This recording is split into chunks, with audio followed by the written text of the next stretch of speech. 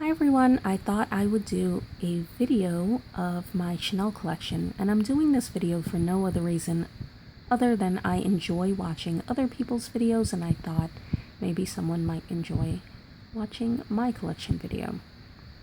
So the very first bag that I bought was in 2011, and I bought the bag from the Saks on Fifth Avenue in New York City, and I chose Saks because I was able to get a discount for opening up a Saks card, and I also received points, and the points that I got I was able to apply to the next bag I bought. So keep in mind with all of these bags that I bought, even though they were all brand new from the boutique at Saks, I've never paid full price for any of these. And the first few were all bought in 2011, so that was at least a couple price increases ago. Okay, so the very first bag was this one, and this is the Maxi black caviar and silver hardware. It's the double flap. This was the very first year that Chanel started doing the double flaps for the Maxi and the jumbo size. So interesting story about this first bag. I originally got the black caviar jumbo and brought it home, put my things inside, and realized that the bag was just too small to fit my needs. I'm one of these people that loves taking an umbrella and a bottle of water, and the jumbo just couldn't fit all of that with a makeup bag and just all the things that I needed. So I brought it home and it couldn't fit all my stuff. I exchanged it, and this black caviar Maxi has worked out really well for me in the last few years. I use it a ton. Recently, however, I've started thinking about selling it to get the jumbo in the same combination, black caviar, silver hardware. But I've nixed that idea because this is a bag that I use very often, and I just am really concerned that I would regret the extra space. You can always carry less, but you know, if a bag doesn't have enough space, there's nothing you can do. So if I ever regretted selling this bag, there's just no way that I would repurchase it for the current selling price. It's just not going to happen. So I'm just sticking with this bag. So as I mentioned, this is the double flap. This one was made in Italy. They're all stuffed, and I'm not going to go into the specifications on any of these bags. There are a ton of videos that give you dimensions and you know, the story behind the Chanel flap. I'm not going to do any of that. This is just going to be a collection video. Okay, so my next bag is the really pretty beige clear jumbo in gold caviar leather and gold hardware with caviar leather. So this was also purchased in 2011, and again, I had points from the other bag that applied toward this bag, and as I said with my Maxi, the size looks better on me, which is why I was contemplating selling the other one, but the space just isn't sufficient. So this is a bag that is not an everyday bag for a number of reasons, the color, but also the size. So I wear this bag to match certain outfits, for going, you know, for being a little dressier, but it's not like an everyday workhorse bag. Not that any of my Chanels are everyday workhorse bags, but you know, some get carried more than others because of space and ease of use. But I love this bag, and I have used it a lot over the years. It's gorgeous. And this is also the double flap. And as you see, this one was also made in Italy. Beautiful, beautiful bag. Okay, so my third bag was the Chanel Surf Tote in, it's either goatskin or deerskin leather, I'm not sure. But it is silver hardware, and I have this cute little charm on the bag. The only thing about this charm though is, if you can see there's a little bit of a scratch, I think from the charm swinging back and forth. But this is a really great bag in pretty good condition, considering it's a surf tote from 2011. There's not much sag, and that's probably because I don't use this bag very often, and if there's one bag that I would sell, it would be this one. And I don't use it because I've discovered that I am not a hand carry or crook up the arm carry person. I am a shoulder bag person, so there's nothing wrong with the bag. I'm just not that type of bag carry. And it does have the strap. Here's the strap, but I don't particularly like the way it looks hanging from the strap, so I prefer not to use it that way. So I use the handles, and I'm just not a hand carry bag person. But other than that, it's a beautiful bag. Yeah, so this was my third bag, and again from Saks, and I had reward certificates, so I am a Chanel bargain shopper. Okay, so my fourth bag. My fourth bag was either purchased at the very end of 2011 or the very beginning of 2012, but it was before the 2012 price increase for sure, because I said that this would be my very last Chanel bag,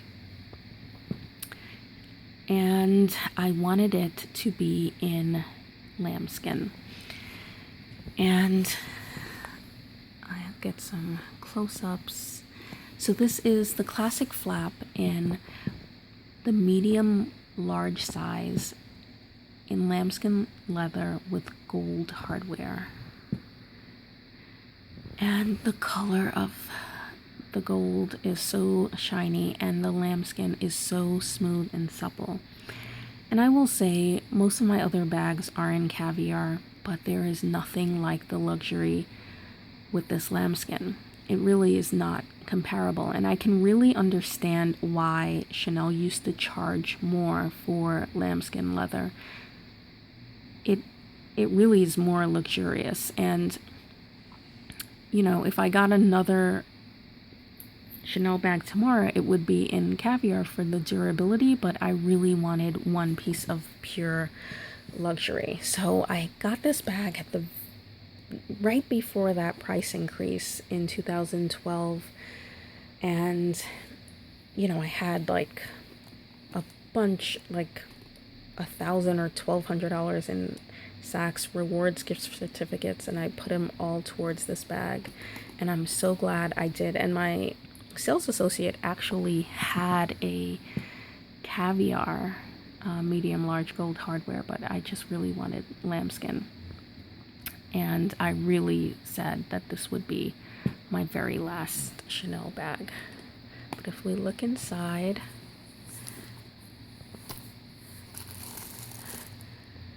this is also my one bag that was made in France. That doesn't really matter to me, but I know it matters to some people, so I'm just saying. There's the back. So pretty. It's definitely my going out bag. It carries very little, but I don't need to carry that much when I'm going out.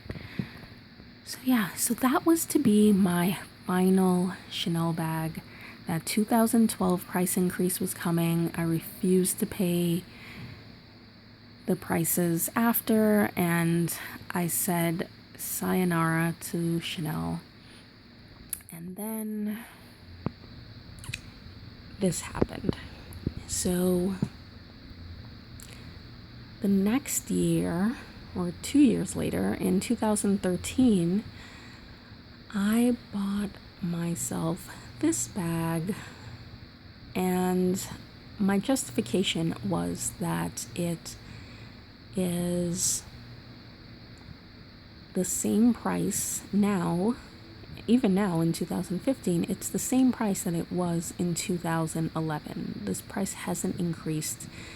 So that was my justification of buying this bag, and I'm so glad I did. I like it much better than the Surf because it's a shoulder carry bag.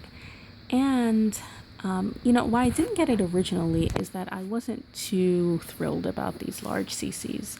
I thought it was a little much. It grew on me over the years, and I really have enjoyed it. I have a little Latare macarons charm on it, and it's really functional. I use this bag a lot, but I don't really have much sagging, as you can see. So it's now more than 2 years old, and it's still in really good condition. This one is made in Italy.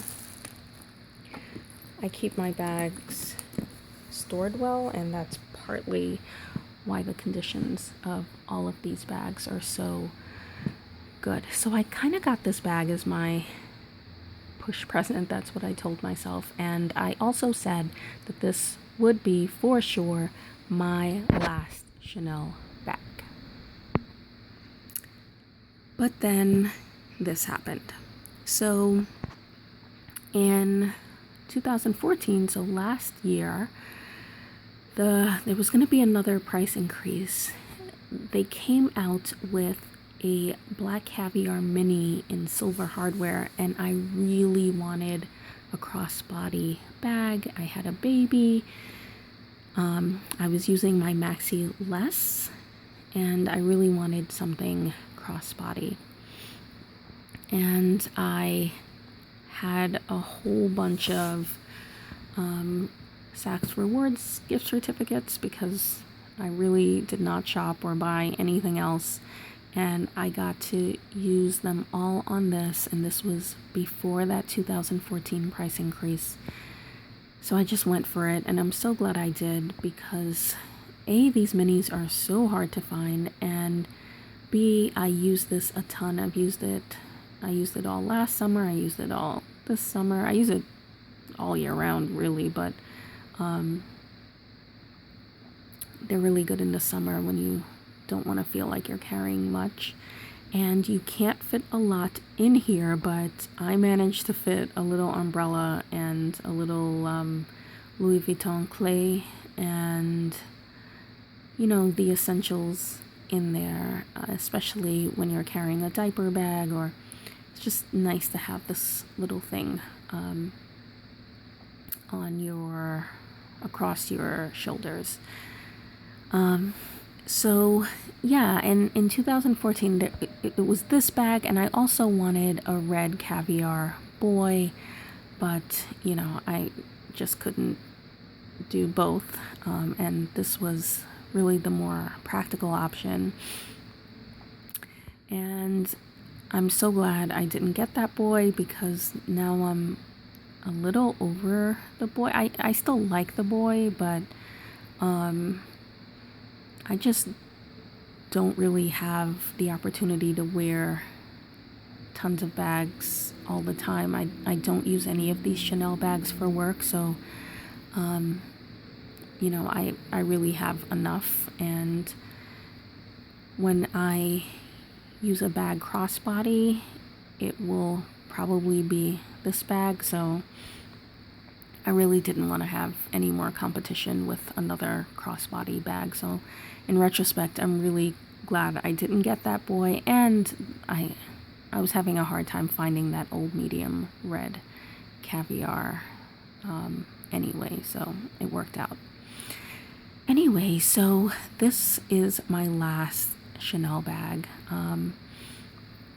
Hopefully you enjoyed this video and hearing about my journey into Chanel. And these bags, for the most part, were bought a long time ago, and that's the other reason that I'm doing this video now. It's really unlikely that I'll be getting any more Chanel bags anytime soon. If anything, I may get rid of that surf tote and that'll be that, but I'm not going to replace it with anything. So other than accessories and things, I'm really not getting anything else from Chanel. So it was a good time to look over my collection and enjoy it. Okay. So here is one final overview of my entire Chanel collection again. So in the far right corner is the surf tote, then the beige clear Maxi.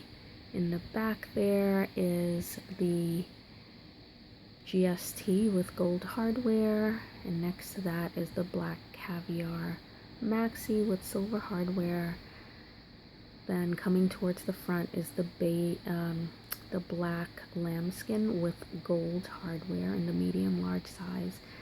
And finally, the black caviar mini in silver hardware. So hopefully you enjoyed this video. Thanks for watching. Bye.